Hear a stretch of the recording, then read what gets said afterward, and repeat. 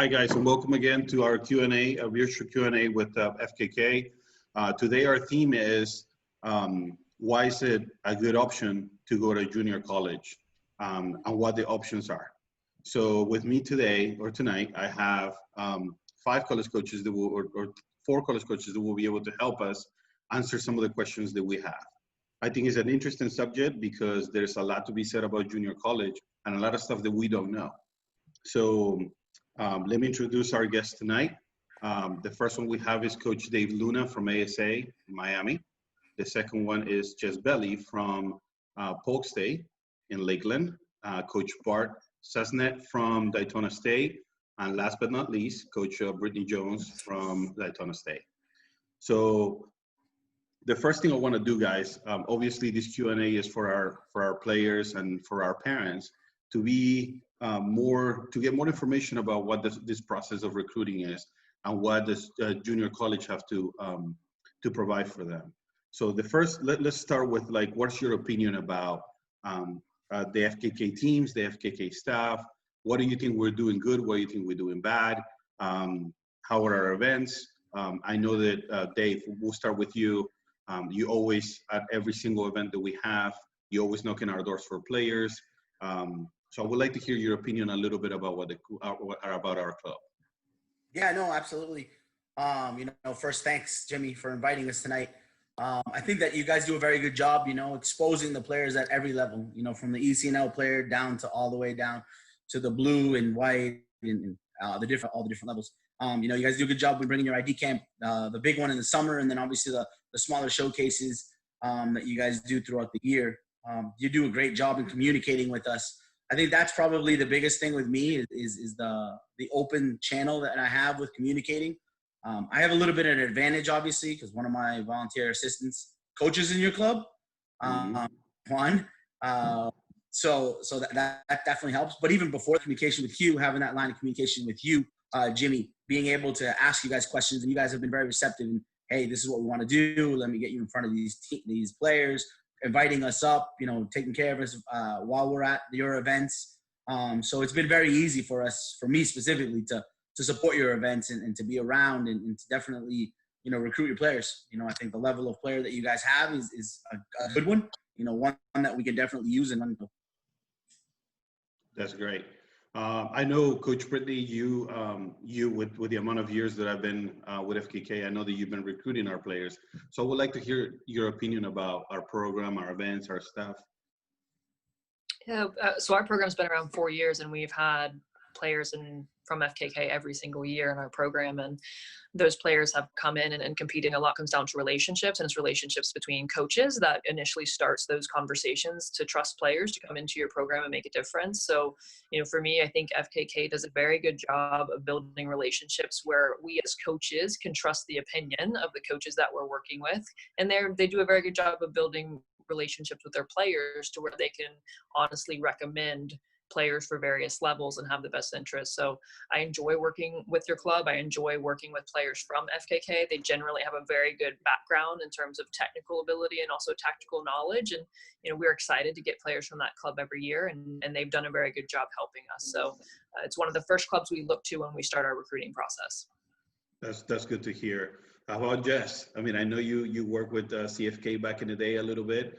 And I know obviously now, working at Southeastern and other colleges before that, you also known about FKK. So I would like to hear your opinion about our club. Yeah, I love your club. And I want to first thank you for setting this up too. This would have been super valuable for me when I was looking to go to college. So I think it's great that you're setting this up for everybody. Yeah, I love your club. I was with a U18 ECNL team for a while, and but then when I've gotten into coaching, I just really appreciate the player development and the culture that you create within the club. I think it's top notch, and if you can trust the relationships that are built there, and I think you guys do a really good job of networking and building relationships with coaches in the area, all because you really care about your players. And I think that all the players in FKK are lucky to be in that club, to have coaches that care about you that much and really want to set you up for success. Great. Coach Bart, I know, let me pick your brain about that. We have one of our coaches that actually played for you in college and now is coaching in our club. So I know that you have a good relationship with Hugh and Joe in the men's side. So I would like to hear your opinion of our club. Well, it's amazing to be able to work, with people that you trust. It's amazing to be able to work with people that are going to give you their word that a player is a good player. You can watch somebody and see their ability on the field, but also to know that they're are good people involved in the club, just coaching these players and to get to know them. Matias played for me at my past school at Dart and was an All-American and was All-American after that at his four-year school at Auburn University at Montgomery. And he was always a kid, a guy who was always open to learning and always open to sharing his knowledge of the game and being able to relate to not just players, but coaches as well. I really feel like the Craze was really the building block for the men's program at Daytona State 4 years ago. So it's just been a wonderful experience. Awesome. That's good to hear. It's definitely good to hear.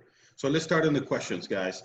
The first question I have is the difference between divisions as far as finances. So what I'm talking about is pricing. Some of the parents and the players that we have a question about finances because obviously some can afford a four-year school and some cannot. So financially or in finances, how does it work or what is the big difference between one and another? Brittany, would you like to answer that question? Yeah, I'd be happy to. Obviously, the cost of attendance of each institution is set by the school itself. So, for example, I went to Stetson University. It's a division. So you're going to get a number of costs across all levels. The one thing that junior college has compared to some of your 4 years is the lower cost point for cost of attendance. So this past year, a student on our campus was paying a grand total of $3,000 for 30 credit hours, which is a full year of academics. We're one of the lowest state schools in terms of tuition per hour. So most of your junior colleges, I know Daytona State, Polk State, Eastern Florida, as state schools, we generally are a lower cost point than most of your other institutions. Even your 4-year state schools were actually lower in cost.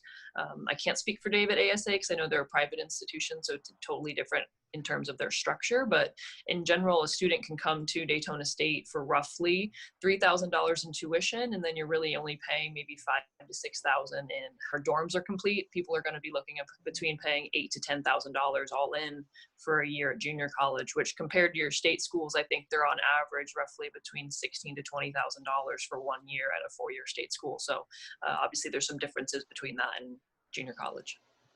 Well, that's financially, that's an impact. Let's talk about scholarships. The difference between a 4-year school versus a 2-year school, the amount of scholarships they have. Dave, would you like to talk about that?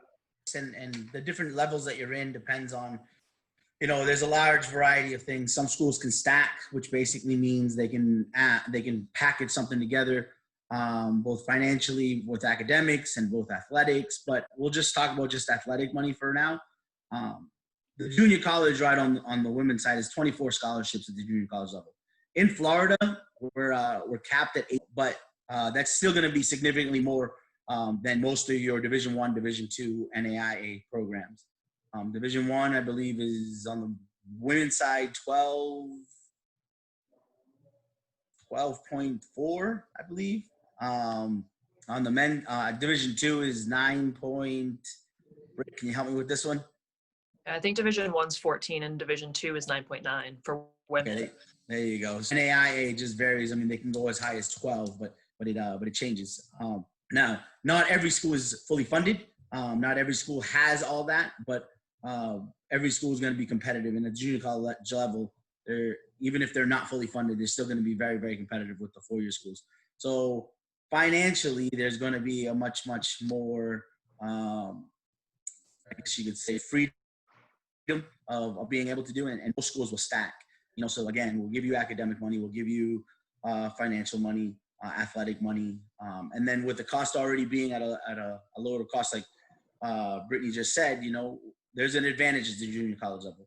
Even myself, we're a private junior college, but we're still going to be significantly less because our average cost, even everything after it's said and done between academic, athletic, and everything, is still going to be within the same range. That's good. That's definitely good to hear. Let's talk about a little bit of the recruiting process, especially in the men's side. I kind of know the girls' side and the women's side, but I would like to hear from Coach Bart about the men's side. What is the process from somebody or your recruiting process? Do you suggest for players to go to your ID camp? Do you go to events just like the women's side and go to the showcases? How does it work for the boys? Well, we do an ID camp annually, but we also attend ID camps at different clubs. And one of the big things with us is going to all the showcases, just like Division I, Division II, Division III, and AIA schools do the same. Also, a big thing with us is we recruit in high schools. So we go to high school games as well, which is one of the big things with the Crays I like a lot is because they're ECNL and their players still play in high school. So we're able to see them on 2 different forums or platforms to be able to see their performances. So I've seen a lot of players actually perform both with the ECNL and the MPL with Crays and then watch them in high school. So it gives you a different platform. But all the different areas that everybody recruits from doing team camps, from doing ID camps, going to all the showcases, doing high school tournaments, doing high school games. Those are Awesome. Jess, can you give us a little bit more of the insight of a recruiting process on the women's side, obviously, and more in depth in your program as far as like your recruiting process? How does it work? Do you attend to college to showcases and events like that? And also, how do you communicate with those players that are interested in your program? Do you want me to speak more in right now in this mess? What direction do you want this answer to go to? Like what I need right now from a player or what I usually need? No, normally like somebody that is interested in your program, somebody that is, they have looked at Polk and then it's interested in Polk. What is the form of communication or what's the form of communication you prefer, let's say, from a player? Do you want a long email versus a short email, invitations to showcases and that kind of stuff? Yeah, I mean, I think that player being super proactive is great and making sure that they are the ones writing and of course not the parent. But overall, we do host ID camps. Those are great ways that I have picked up players for other programs that I've been a part of. Those can be great ways. I would say probably not a super long email. Be kind of concise. I will be honest, when they get really wordy, it's just a quick skim for them on why are you at that level? What do you feel like your biggest strengths are? And definitely, if you have video, that is super helpful, especially right now. If you have video of you playing and giving us an idea of what type of player you are, where you play, what strengths you bring to the field, that would be huge in this process, especially now as well. But yeah, I think that reaching out through email is probably the best possible way to get in touch with me. And truthfully, using the contacts you have through your club is a really, really important piece too. The communication we do have with clubs is a lot. And so making sure that you are educated, like making sure your club coach knows exactly what you want to help advocate for you with the coaches, because the truth is that all of us do get quite a few emails. So to have you, your club coach kind of advocating for you and saying, hey, here's some of the players that are really interested in your program helps tremendously. It really flags it for me. I can't speak for the other people, but if you're speaking for my program in general, it's going to really help for you to pair up with your coach and make that a team. And that's why I wasn't just trying to help you move on, because it really helps you stand out when we get quite a few emails in a year. So that's awesome. Academic and help and support. So when the player gets to college and they're going through those times where they need that extra help, is it offered through the program? Is it common to have that help and support that they need academically? Coach Bart, would you like to answer that question? Yeah, I mean, one of the most fortunate things is at our school at Daytona State, there's unbelievable resources through our academic resource center, through our math labs, through our writing center, through our tutorial sessions, through our mandatory group study hall, through the soccer team, which we're allowed to have tutors come in and monitor over our paper or need help with mathematics. So academics is first and foremost number one with our school, and it's a big deal. And our team GPA has been above a 3.0 the last 3 years, and for junior college, it's really good.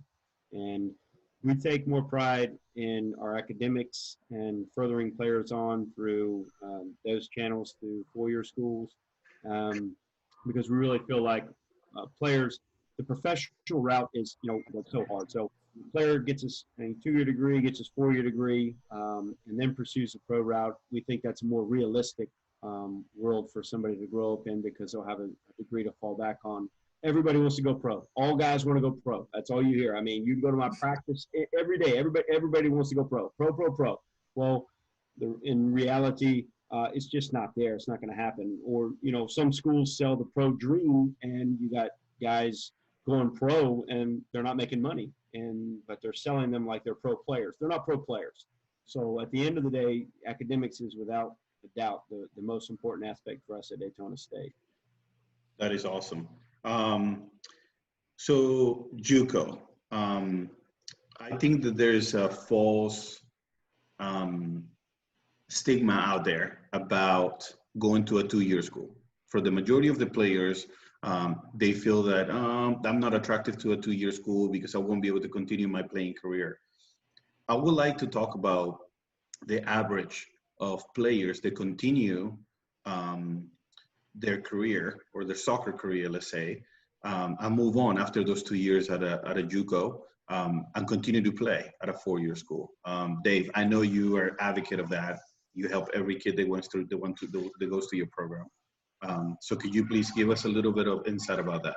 Every program is at the minimum giving all of their players an opportunity to move on. I think that all of us work with four-year programs very, very diligently.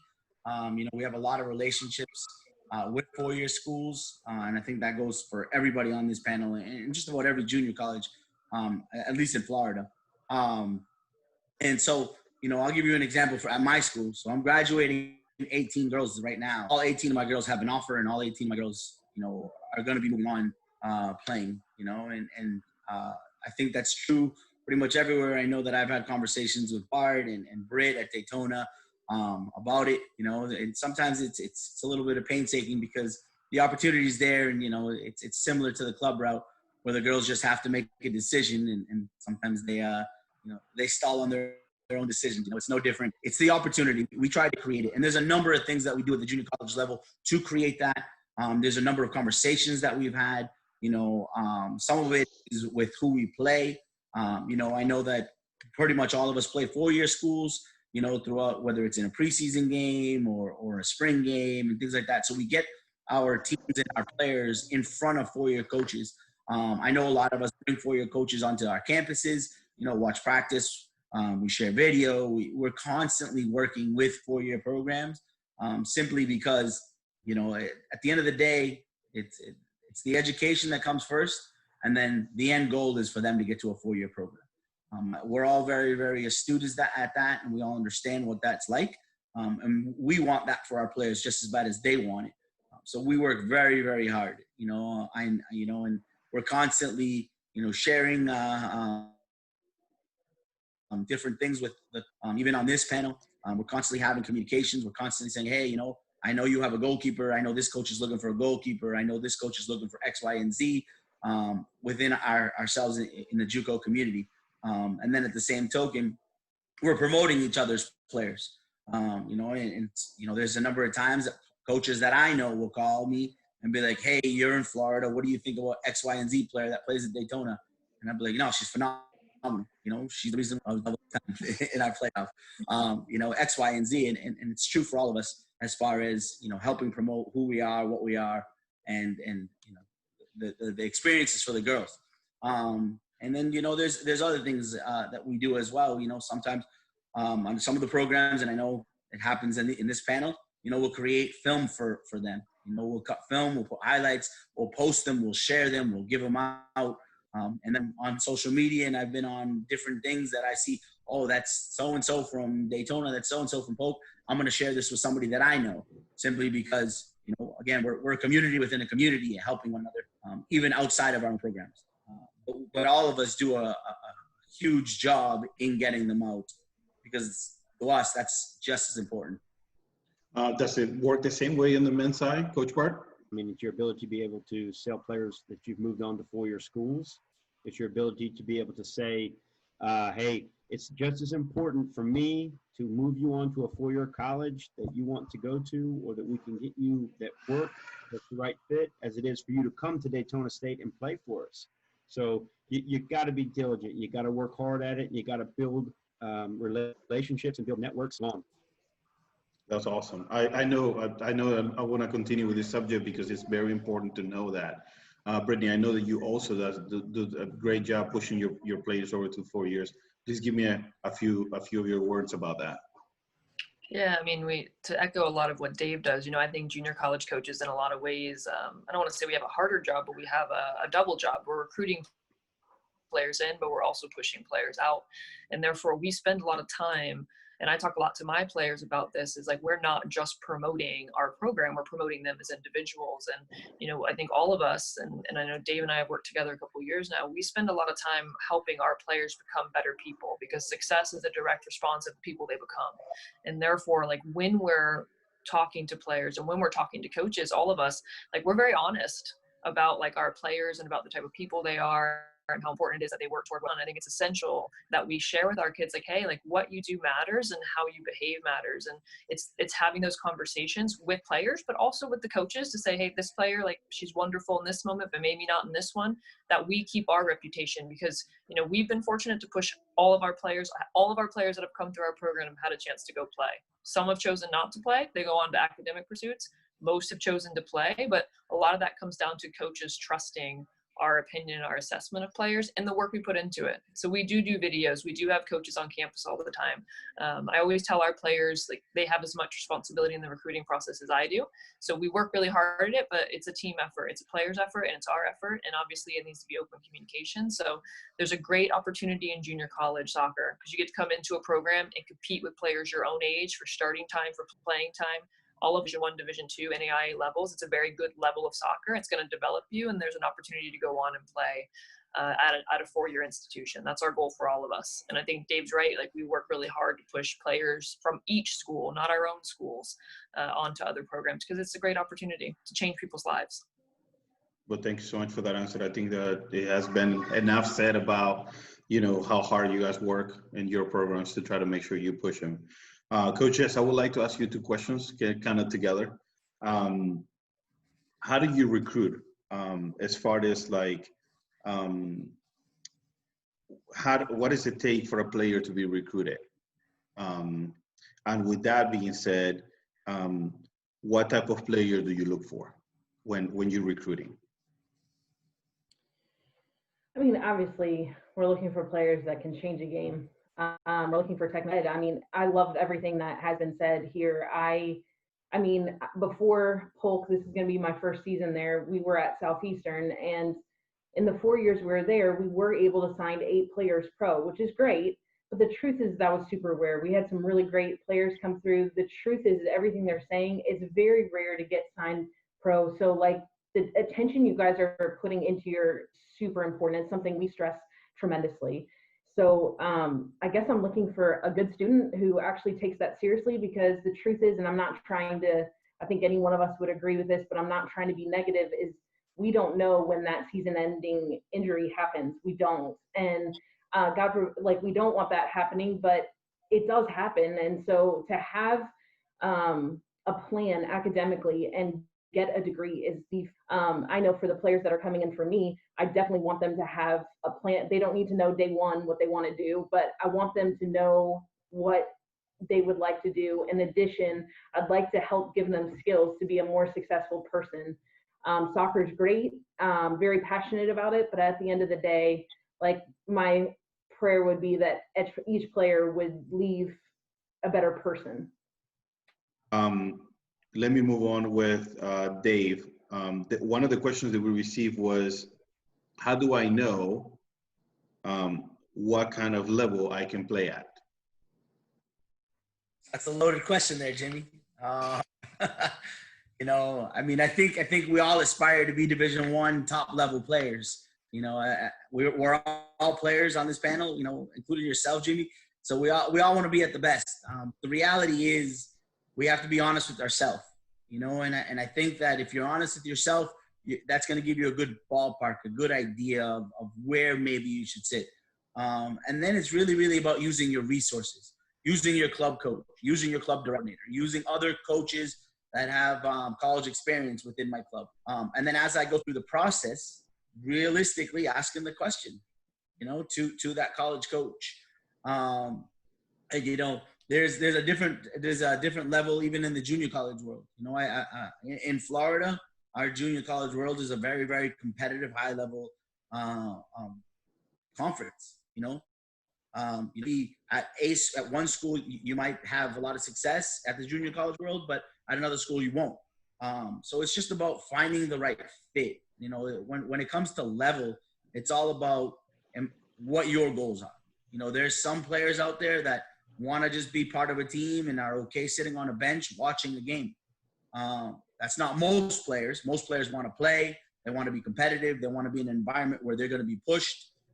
And if it's all about fit. And I'm a huge fit person, and I know everyone on this panel, we're all pretty much the same as we want to not only fit you, but we want them to fit us, being the player.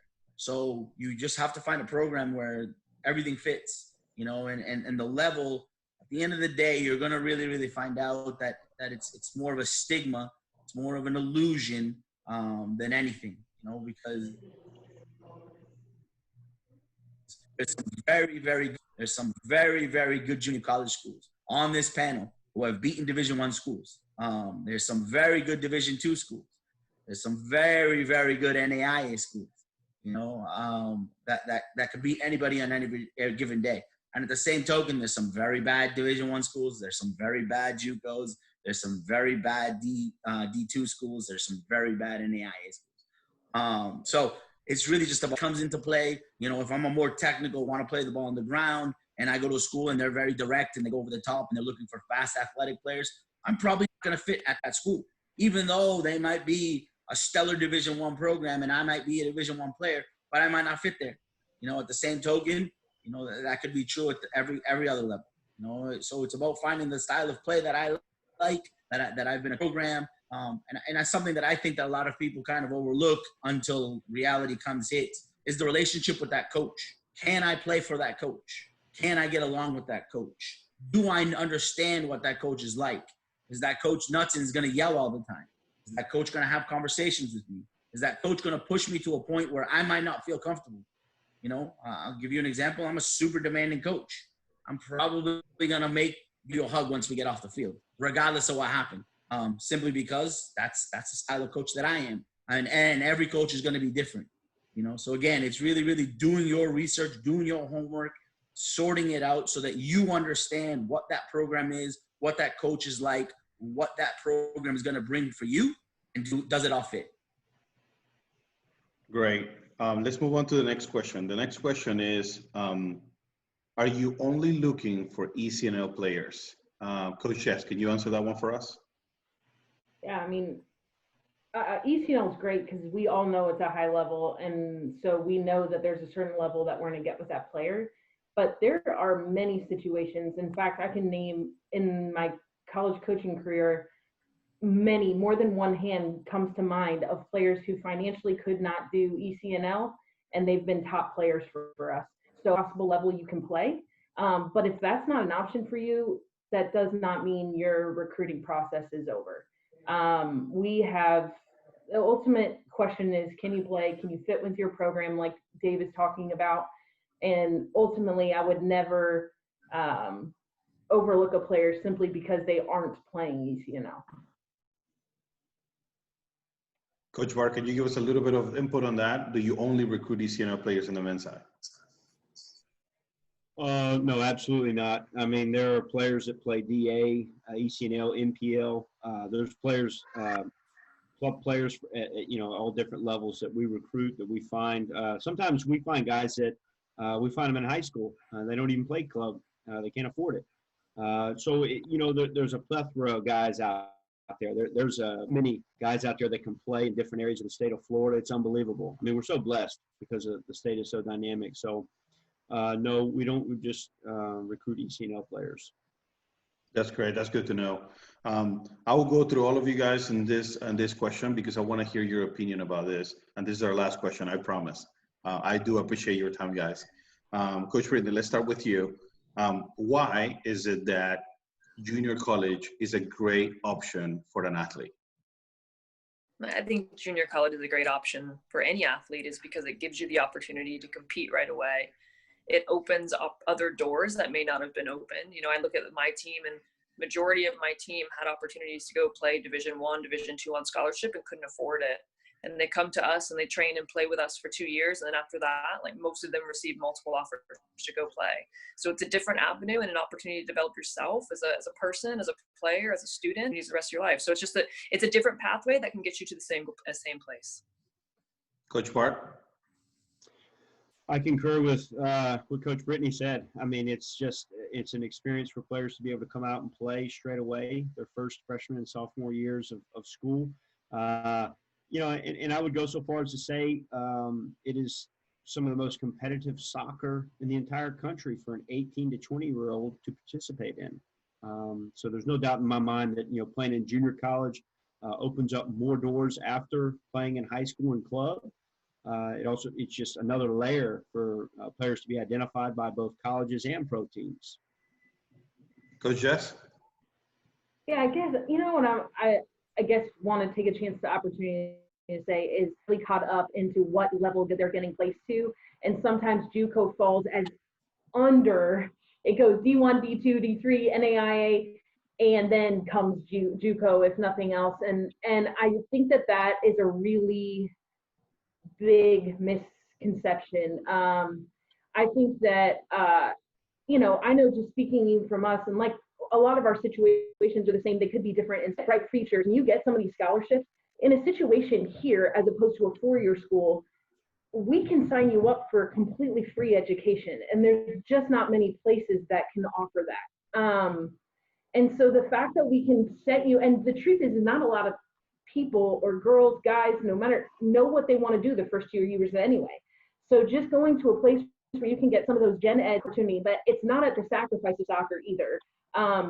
All these teams are extremely competitive. In fact, coming into this conference for my first year, it's one of the most competitive conferences in the entire nation. And so I'm really pumped to compete against these people, consider, like, have a deep respect for them. And, but I do think that it needs to be looked at and not put as so much on a ranking system as much of, I think Dave really spoke into this of what is the best fit for you, for your financial situation, for you not knowing what you want to do yet. You know, and even Brittany mentioned it, there are some kids who really want to be doctors. My brother-in-law being one of them. He went to Tampa 2 years, won a national tournament, did not play his next 2 years, went to USF and is now a cardiothoracic surgeon. The goal is to try and find out what that player wants and what's best for them and what's best for their family. But I would like to clear up the misconception that, okay, if D1 doesn't work out, then I'm going to try D2, then I'm going to try here. I know even just coming from an NAIA program, that was a misconception there. And I think our team, and I think you guys would agree, could have beat quite a few teams at some of these D1, D2 levels. So you're trying to get recruited. And I know even with girls, this might not be with guys. It can kind of be like, who's going D1, who's going D2? And it starts into this huge competition. Instead of saying, hey, what's best for you and your family? I want what's best for you. And let's not make this huge, like badge on ourselves, but really make a decision for your life of what's best for you and your family. Thank you, Dave. I mean, soccer-wise, it can be a better option. But I think the one thing that I would add to this is it gives you an opportunity to be proven. You know, so as an incoming freshman, doesn't matter the level, doesn't matter the team. There's a lot of uncertainties. You know, as a coach at that level, you don't know if, you know, how the transition is going to be on the soccer field. You don't know how the transition is going to be in the classroom. You don't know how the transition is going to be socially. You don't know how the transition is going to be, you know, going from living at home, being with mom and dad and having them kind of cater to everything to then all of a sudden being independent. So those are a lot of uncertainties that four-year coaches have to kind of deal with, kind of have to, you know, question. And those are the questions that kind of put that question mark over a player as they come in. And there's slowly transitioned into a lot more success. It's designed for a lot of, those questions to be answered immediately, because the reality is a freshman probably is going to start, whereas at a four-year school, it's not certain. And then as you transition out of the JUCO or the junior colleges, there's no more uncertainties. You have a GPA in college, so everyone knows what that's going to be like. Personality-wise and socially, we know what it is, because, well, those four-year coaches are going to ask that two-year coach, aka us, hey, how's this person off the field? How's this person as a teammate? How's this person, X, Y, and Z? And like Britt said earlier, we're going to be honest, and we're going to tell the truth as to what's going on, what type of personality that is, what kind of character that player has, all the realities, for a lot of reasons. A, because coach, so that's going to be the best way for that person to recruit them out. And B, it's going to continue our relationship and our reputation of our program so that we can continue recruiting players out. I think that's the one part that I would think that I would add to it, is that it gives a player an opportunity to definitely prove themselves, and not have any uncertainties as they move on to that four-year program. I agree with all of you guys. Coach Jess kind of say it, right? We have a bad way to kind of ranking all the divisions, thinking that at the very, very bottom is the JUCO route. And to be honest with you, financially, I believe is the best route, and then it opens the door for so many, many options after that. So thank you so much, guys. I do appreciate the time that you've given us, to myself, to FKK, to our players, to our parents, because it's very important for them to hear these options. And I guess it kind of help you as well to kind of go out and tell your side of the story, which I think is very neat. Any final thoughts, Coach Brittany? No, I mean, I think it's always important to explore all your options and take advantage of opportunities that present them. And junior college is another opportunity in front of you. Thank you so much for your time. Coach Bart? Thank you for your time. Thank you for letting us speak on behalf of junior college soccer. And thank you, FKK, and let's keep this thing going. Coach Jess?